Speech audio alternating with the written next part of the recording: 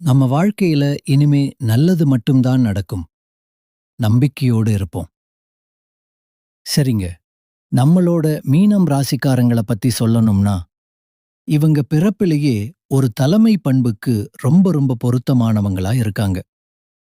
எதையுமே அவசரப்பட்டு செய்யாம, மெதுவாக, அதே சமயத்துல நிதானமாக யோசிச்சு, வாழ்க்கையில நிச்சயமாக ஜெயிச்சு வாழப்போ போறாங்க நம்ம மீனம் ராசி அன்பர்கள். இவங்கள பொறுத்த வரைக்கும், நான் மட்டும் நல்லா இருந்தா போதும். எனக்கு மட்டும் எல்லாம் கிடைச்சா போதும் அப்படிங்கிற அந்த சுயநலம் எல்லாம் இவங்க கிட்ட துளி கூட கிடையாதுங்க.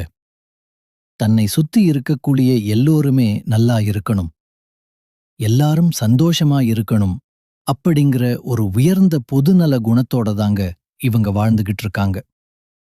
என் அன்பு நேயர்கள் அனைவருக்கும் மனமார்ந்த இனிய வணக்கங்கள். அது மட்டும் இல்லாம நம்ம மீன ராசிக்காரங்க கடவுளை சும்மா பேருக்கு கும்பிடாம ரொம்பவே பக்தி ஸ்ரத்தையோட கண்மூடித்தனமா நம்புவாங்க. குறி தவறாத அம்பு மாதிரி எய்தா அந்த அம்பு எப்படி இலக்கை போய் சேருமோ அதே மாதிரி இவங்களும் தான் கொண்ட குறிக்கோள் தவறாம ரொம்பவே உறுதியா வாழ்ந்துகிட்டு இருக்காங்க. இவ்வளவு அருமையான, இவ்வளவு உன்னதமான நற்குணங்களைக் கொண்ட என் அன்பு மீன ராசிக்கார சொந்தங்களே, சகோதர சகோதரிகளே, எல்லாரும் எப்படி இருக்கீங்க? நலமா இருக்கீங்களா? ஏங்கம்மா, நீங்க வேற எங்கள பார்த்து இப்படி ஒரு கேள்வி கேக்குறீங்களே? எங்கள பார்த்தா உங்களுக்கு நலமாயிருக்கிற மாதிரியா தெரியுது? நாங்களே ஒவ்வொரு நாளும், ஒவ்வொரு நிமிஷமும் கண்ணீர் சிந்திக்கிட்டு இருக்கோம். நிம்மதி இல்லாம தவிச்சுக்கிட்டு இருக்கோம். அப்படின்னு நீங்க மனசுக்குள்ள குமுறறது, உங்க மனசுல நினைக்கிறது எனக்கு நல்லாவே புரியுதுங்க. ஆனா கவலைப்படாதீங்க மீன ராசிக்காரர்களே. உங்க வாழ்க்கையில் இப்போ இருக்கக்கூடிய கஷ்டங்கள் எல்லாமே பனி போல விலகி கரைஞ்சு போகப் போகுது. உங்களுடைய நீண்ட நாள் ஆசைகள், உங்களுடைய கனவுகள், இது எல்லாமே கூடிய சீக்கிரம் நிறைவேறப் போகுது. குறிப்பா உங்களுடைய உடல்நிலை ரொம்பவே ஆரோக்கியமா, சுறுசுறுப்பா இருக்கப் போகுதுங்க. நீண்ட நாளா திருமணம் ஆகாம திருமண தடை இருந்துச்சு பாத்தீங்களா?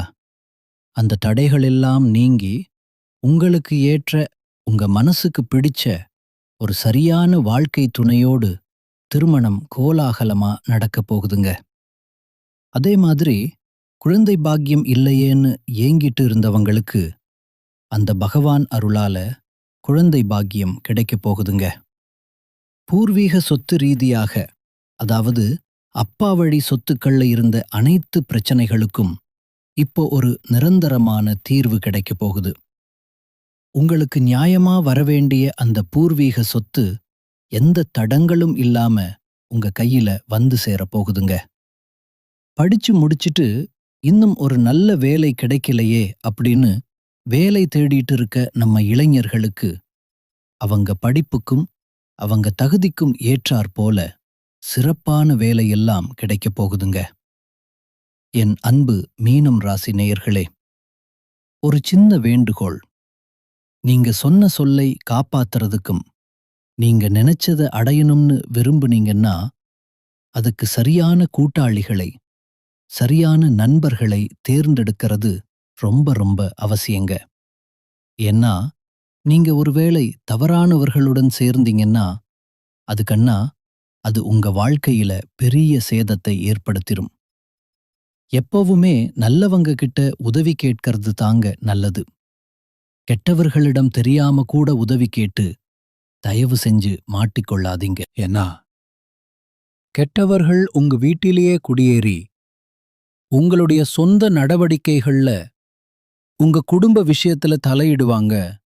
அது பெரிய சிக்கலாயிடும். அதனால யார வீட்டுக்குள்ள விடுறது, யார பக்கத்துல சேர்க்க கூடாது அப்படிங்கறத நீங்க ரொம்ப தெளிவா தெரிஞ்சுக்கோங்க. உஷாரா இருங்க.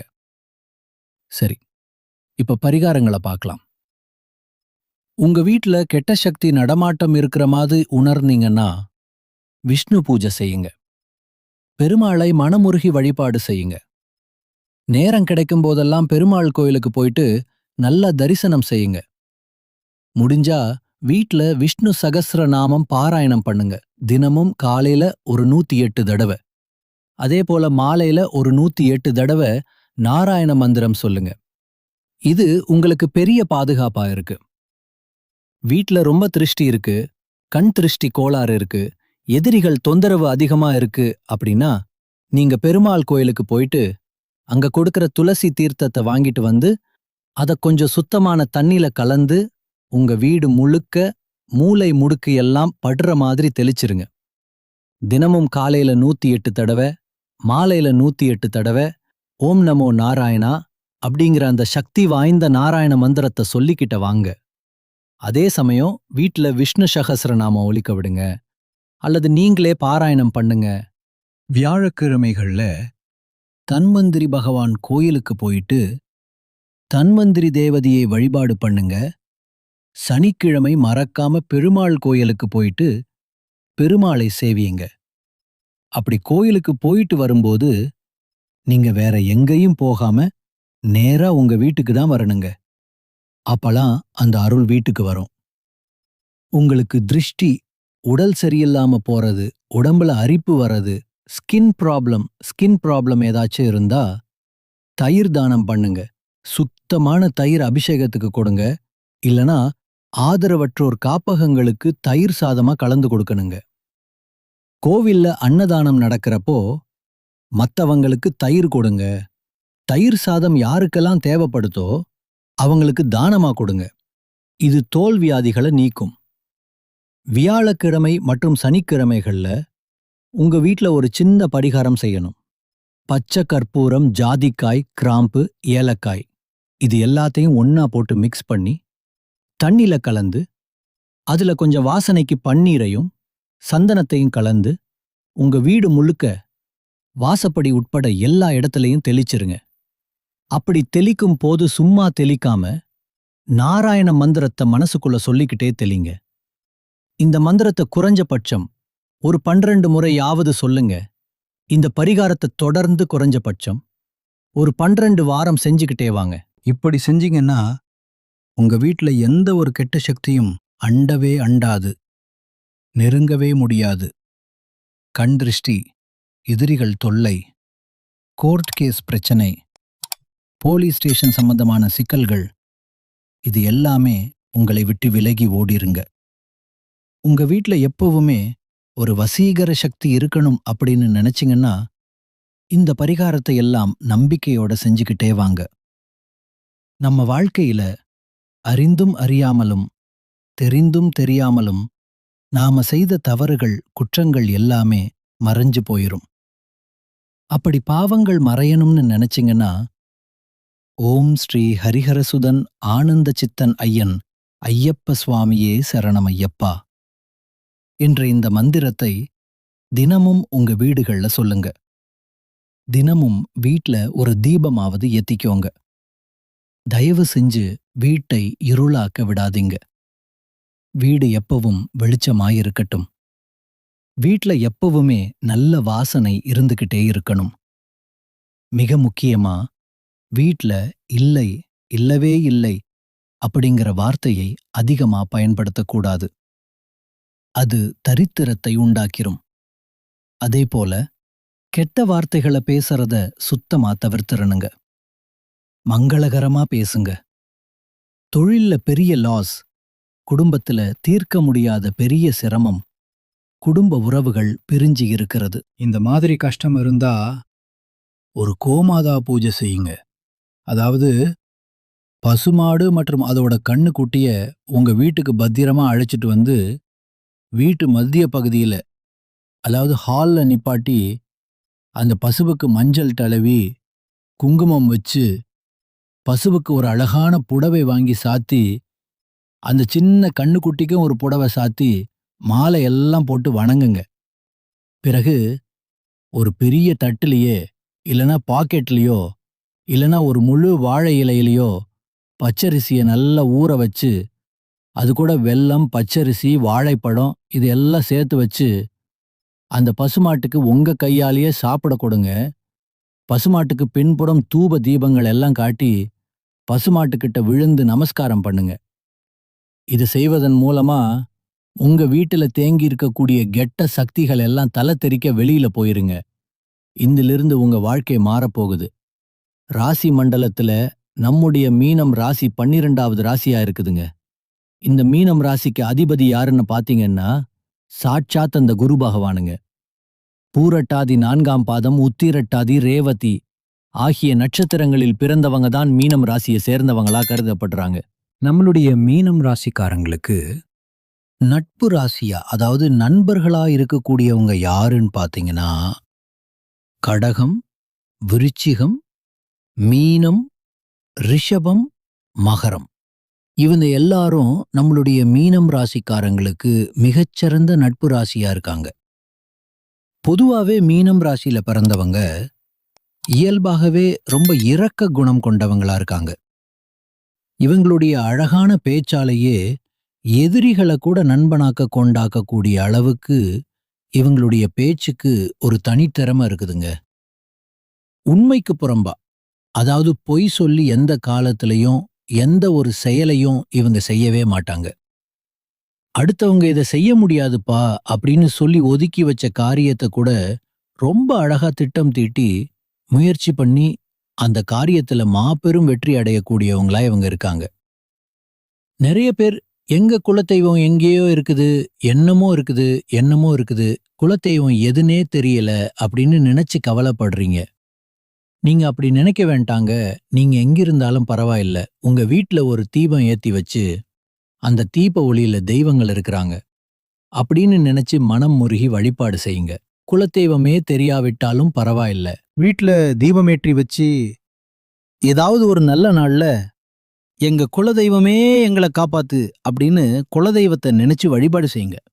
ஏன்னா குலதெய்வ வழிபாடு உங்க குலம் காக்குங், உங்க குலம் தழைக்க வைக்கும். முதல்ல குலதெய்வம், அப்புறம்தான் இஷ்டப்பட்ட தெய்வம், அப்புறம்தான் உங்களுக்கு விருப்பப்பட்ட மற்ற தெய்வங்கள். நான் எந்த கோயிலுக்கு போனாலும் என்ன பண்ணாலும் என் வாழ்க்கையில ஒரு ஏற்றமே இல்ல, மாற்றமே இல்ல அப்படின்னு நீங்க விரக்தியா சொல்லுவீங்க. அப்படிப்பட்டவங்க தினமும் காலையில எந்திரிச்ச உடனே அந்த சூரிய பகவானை பார்த்து நமஸ்காரம் பண்ணுங்க. அவங்களுடைய அனுக்கிரகம் உங்களுக்கு இருந்தா போதுங்க. மற்ற கிரகங்கள் எல்லாம் உங்களுக்கு சாதகமா இல்லனா கூட பரவாயில்ல. அந்த சூரியனுடைய பிரகாசம் உங்க வாழ்க்கையவே பிரகாசமா மாத்துருங்க. அந்த காலையில வரக்கூடிய வெளிச்சம் உங்களை வந்து சேருங்க. உங்க வாழ்க்கையில இருக்கக்கூடிய கண்ணீர் துளிகள் எல்லாம் அந்த சூரியனை கண்ட பனி போல கரைஞ்சு போயிருங்க. மனிதனா பிறந்த ஒவ்வொருவர்களுக்கும் ஆசை இருக்கதாங்க செய்யும். ஆனா அந்த ஆசைகளை அடைய நம்ம சும்மா நினைச்சா மட்டும் பத்தாதுங்க. முழு மனசோட நம்மளுடைய ஆசைகளை அடைவதற்கான வழியை தேடணும். ஒவ்வொரு நாளும் இதுக்கு என்ன பண்ணணும் அப்படின்னு யோசிச்சு அதற்கான திட்டங்களை தீட்டி உடைச்சுக்கிட்டே இருக்குன்னு. விடாமுயற்சியோட உழைச்சா நிச்சயமா நம்மளுடைய ஆசைகள் எல்லாமே நிறைவேறுங்க.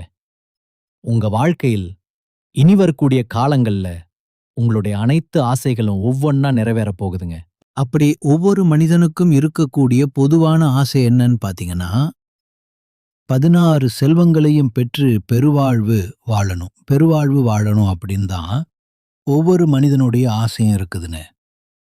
எல்லாருக்குமே பணம் வேணும், பதவி வேணும், புகழ் வேணும், கௌரவம் வேணும் அப்படின்னு தான் ஒவ்வொரு மனிதனும் தினமும் ஓடிக்கிட்டே இருக்கான், வாழ்ந்துகிட்டு இருக்கான். அதை நோக்கிய பயணத்தை தான் ஒவ்வொரு நாளும் மனிதன் செஞ்சுக்கிட்டே இருக்கான். ஆனா ஒவ்வொரு நாளையும் ரசிச்சு வாழ்றது கிடையாது எந்த ஒரு மனிதனும். ஏதோ ஒரு போராட்டத்துல தான் இந்த உலகத்துல வாழ்க்கைய வாழ்ந்துட்டு இருக்காங்க. குறிப்பா நம்மளுடைய மீனம் ராசிக்காரங்க உடல் ரீதியாகவும் மன ரீதியாகவும் பல சோதனைகளையும் தாங்க முடியாத வேதனைகளையும் மன அழுத்தங்களையும் சந்திச்சுட்டு இருக்காங்க. அதனாலதான் சொல்றேன், இந்த பதிவு மீனம் ராசிக்காரங்களுக்கு ரொம்பவும் முக்கியமான ஒரு பதிவா இருக்குதுங்க. இந்த பதிவை நீங்க முழுசா பார்த்து முடிக்கும்போது உங்க வாழ்க்கையில என்னென்ன நன்மைகள் நடக்க போகுது, நாம என்ன செய்யணும் அப்படிங்கறத நீங்க தெளிவா தெரிஞ்சு கொள்ள முடியுங்க. மீனம் ராசிக்காரங்க தற்போது நிறைய குழப்பங்களை சந்திச்சுக்கிட்டு இருக்காங்க. எது சரி எது தவறுன்னு தெரியல. சரியான பாதையை பிடிக்க தவறுனா இன்னும் குழப்பங்கள் வர வாய்ப்பு இருக்குதுங்க. அதனால நிதானமா சரியான பாதையில பயணம் செய்யுங்க. நம்பிக்கையான செய்தி என்னன்னா, செவ்வாய் பகவான் 7ஆம் இடத்துல அமர்ந்து உங்களுக்கு பெரிய பாக்கியத்தை கொடுக்க போறாருங்க. இதன் மூலமா உங்க குழப்பங்கள், தீராத பிரச்சனைகள், முக்கியமா பணம் சார்ந்த விஷயங்கள்ல உங்களுக்கு ஒரு நல்ல தெளிவு பிறக்குங்க. உங்க மனசுல இருந்த கவலைகள் எல்லாமே இருந்த இடம் தெரியாம காணாம போயிருங்க. உங்க மனசுல ஒரு பெரிய நிம்மதியும் தெளிவும் பிறக்குங். என்னதான் ஜென்மசனியின் தாக்கம் இருந்தாலும் பணம் ரீதியாக இருந்த அனைத்து பிரச்சனைகளுமே குறைய போகுதுங்க. உங்க வாழ்க்கையில இனி வரக்கூடிய காலங்கள்ல பணம் ரீதியாக பிரச்சனை வர வாய்ப்பே கிடையாதுங்க. பணப்புழக்கம் சரளமா இருக்கும். மீன ராசிக்காரங்களே, நீங்க கடந்த காலத்துல செஞ்ச தவறுகளை உணர்ந்து அவற்றை எப்படி திருத்திக்கிறது அப்படிங்கிற ஒரு மனப்பான்மை உங்ககிட்ட இருந்தாவே போதுங்க. நீங்க வாழ்க்கையில ஒரு உயர்ந்த இடத்தை, ஒரு உன்னதமான இடத்தை நிச்சயம் அடைய முடியுங்க. சில நேரங்கள்ல அலட்சியத்தினாலேயோ அல்லது அவசர முடிவுகளாலேயோ, கண்மூடித்தனமான நம்பிக்கை இல்லாத பயனாலேயோ நீங்க தவறான முடிவுகளை எடுக்க நேரிடுங்க.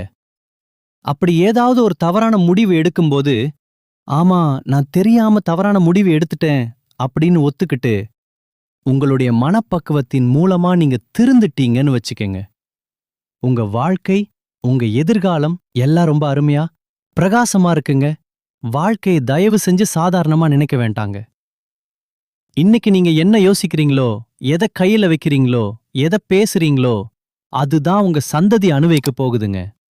நல்லா புரிஞ்சுக்கோங்க. எதை விதைக்கிறோமோ அதுதான் முளைக்கும். சந்தோஷமா இருந்தாலும் கஷ்டமா இருந்தாலும் நீங்க செய்த செயல்களே அதுக்கு காரணமா இருக்குங்க. நீங்க நல்லதை நினைச்சு நல்லதையே மத்தவங்களுக்கு செயல்படுத்துனீங்கன்னா உங்க வாழ்க்கையில கெட்டது அப்படிங்கிற பேச்சுக்கு இடமே கிடையாதுங்க. எப்பவும் நேர்மையா இருங்க. நல்லதே நடக்கும். நல்லது மட்டும்தான் நடக்கும். நன்றி. வணக்கம். ஓம் முருகா வணக்கம்.